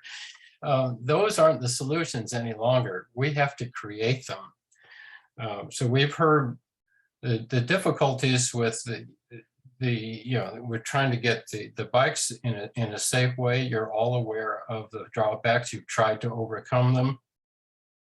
So the question is how we don't want to repeat this on and on. Although the reasons seem clear, but they're built from I think they're coming from an old model, and we have to find some unusually creative ways to change it. Now, maybe in this instance, there are other routes parallel routes that can be created, or working with the SMART, the right of way, or already talking with SMART. I don't know how that path might help or hurt us. But I guess my takeaway is I think you're doing all you can do, but somehow we've got to do even more and help each other in this really tough thing. As in Petaluma, we're trying to, well, we know it's been done before. Bjorn, you're aware of this, the European cities, what they've been able to accomplish. Northern Europe, we can do it here somehow, some way, and we're working towards it. So thank you for the evening and sharing all the thoughts on the design assumptions and how this came to be at this point. I appreciate that very much. So that's it. Thank you.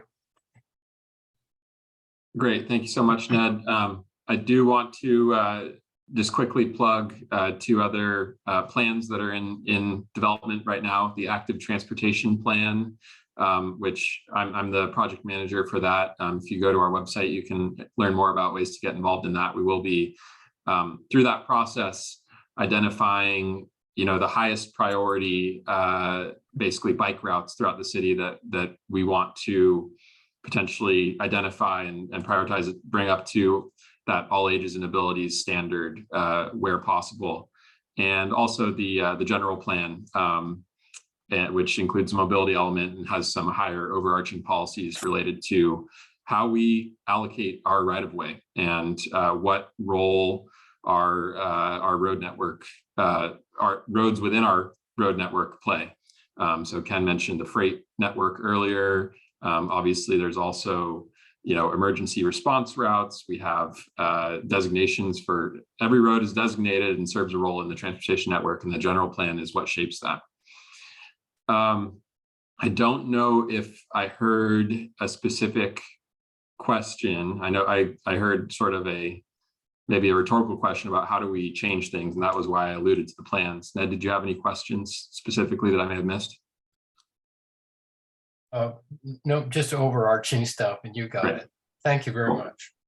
Thanks, Ned. All right, next up we have Dwayne. Oops. Allow you to talk. Yes. Am I on now? You are. Can you bring up the map of the Corona station? What the sidewalks will look like there on McDowell? And while you're doing that, I'd like to make a couple of comments. One of which, of course, is the people wanting to make a left turn out of the post office.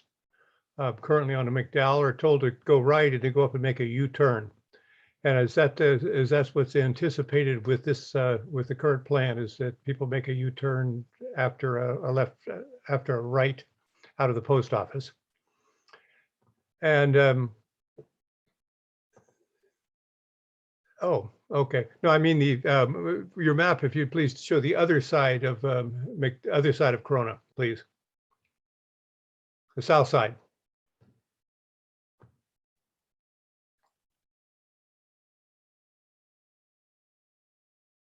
They're just directly south of McDowell, directly south of Corona. You don't? No, you don't have that? Dwayne, I think that's what you're looking at here. That line, that dashed line to the left, I believe, is the approach to the Corona intersection. Okay, I was looking for entryways into the parking lot and the small store they were going to be adding. It's at a half-acre store. I presume that's a 7-Eleven style grocery store. You don't have that in your plans as yet as to where the entryways will be leaving McDowell and heading into the private property there. You don't have that marked out. Okay, well, if you don't have it, that's all right. I'll look to, sorry, Dwayne, I'll look to Ken to yeah. Let me just go back to your first comment, Dwayne, and that was exiting the post office and only being able to make a right turn. Correct. Yeah, I actually went out there and spent 45 minutes with the traffic sergeant. He specifically called me out there to look at that condition. And if you could, well, let me just see if I can point. I don't think I have I don't have any way of pointing on this, but what we're looking at in this view, and for reference, we're going to say North McDowell goes north and south and Corona goes east-west. I know that's not how things are, but that's what we have to kind of do here. Okay. Yes. So what we're looking at is the southern driveway for USPS, and that driveway is employees only. So that's what that condition is. This condition here works okay. So if we go to the next sheet north, please, Jen. The employees are allowed to pull out and make a left or a right turn, but they're doing that not during business hours. They're doing it when they're reporting for work, which is late in the day. Yeah. So I the traffic sergeant reviewed the history of this, and he's been with the city for over 20 years. And the condition that's happening here, so we've just gone to the north. So this driveway is what the customers use. So they can go in, come out of this driveway only. And they can't make, they used to be able to make the left turn. They had so many crashes on this that we got rid of it. And I don't want to offend anybody in the driving public, but a lot of them were more elderly people, and it was just hard to navigate. And so the traffic sergeant specifically said,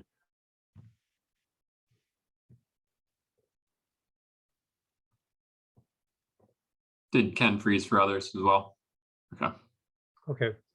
I raised that issue mainly because if you're making a right out of there and then a U-turn, I didn't want to receive a traffic ticket for making a U-turn in a business area.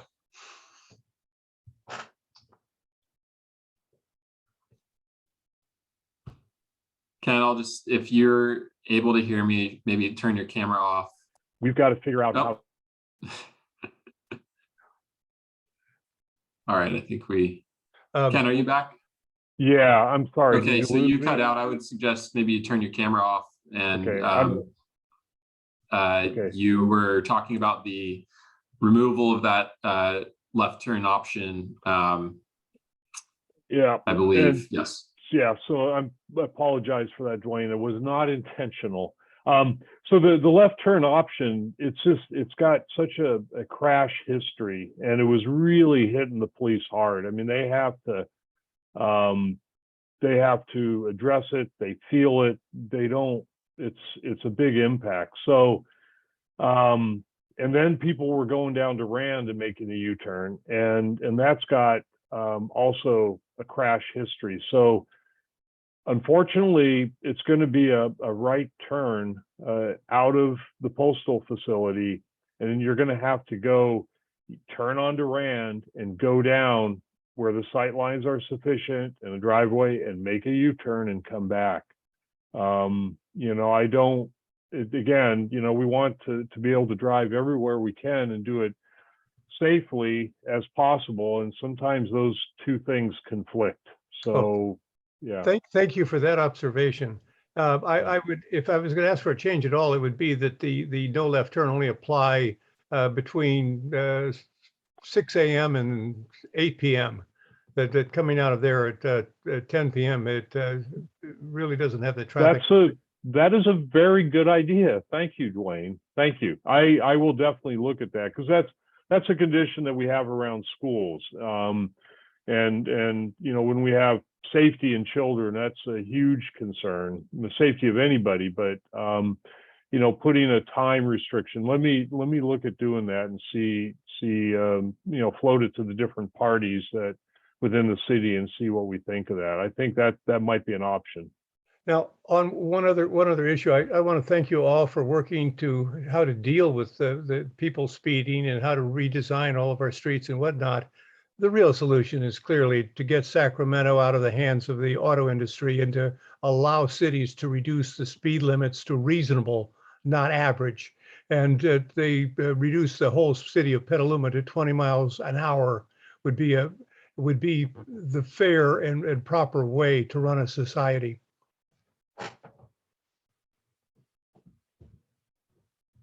Thank you. Okay.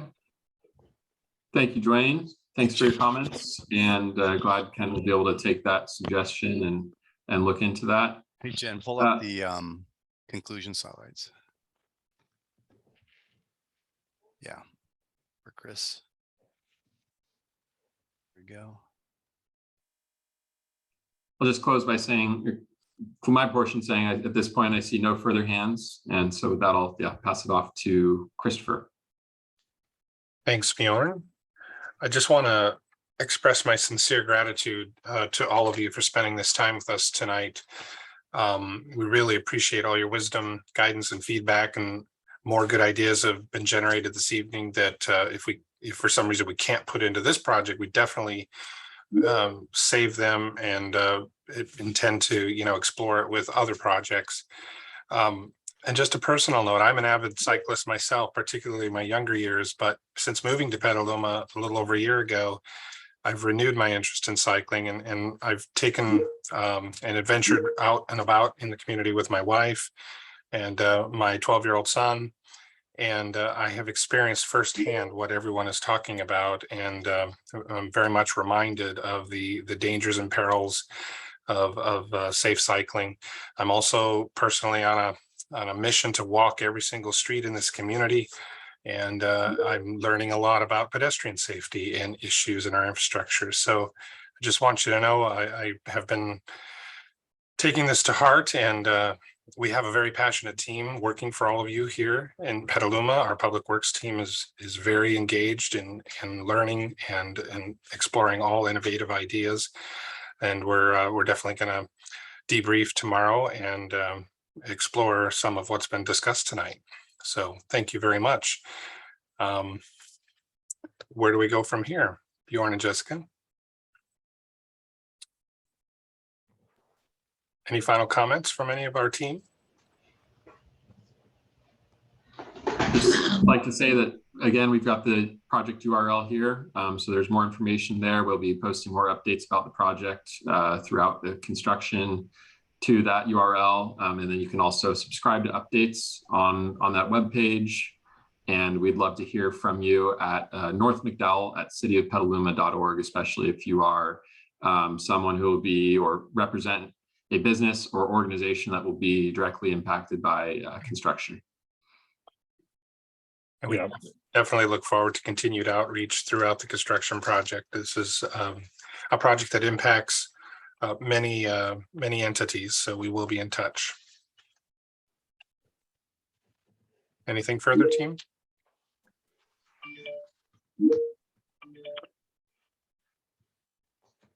I just have to say thank you for everybody's patience as we move into construction. So it's going to be exciting to get this road done, but it's going to take there's going to be a little bit of disruption, but we're going to try to minimize that. So thanks.